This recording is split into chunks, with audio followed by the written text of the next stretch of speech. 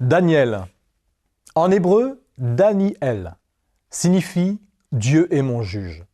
Ce nom reflète l'idée clé du livre de Daniel. Dieu est souverain, le roi des rois. Et quoique les rois sur cette terre règnent en monarque absolu, Dieu est le juge final sur tout. Dans Daniel, du chapitre 1 au chapitre 6, il explore l'attention souveraine de Dieu pour Daniel et ses 3 amis de Juda. Même dans leur exil, Dieu, en tant que leur Seigneur souverain, les préserve et les protège de leurs ennemis. Ces chapitres décrivent aussi le face-à-face que font 4 dirigeants avec Dieu comme souverain.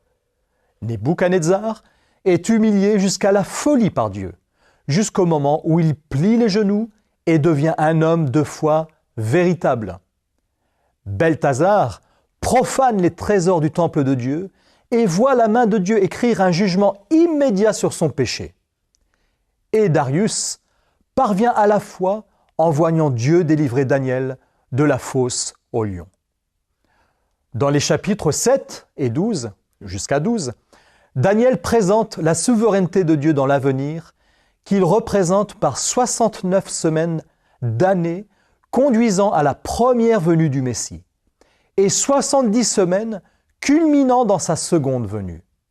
Les paroles de cette prophétie sont vraies, puisqu'une centaine de prophéties du seul chapitre 11 se sont déjà accomplies dans l'histoire.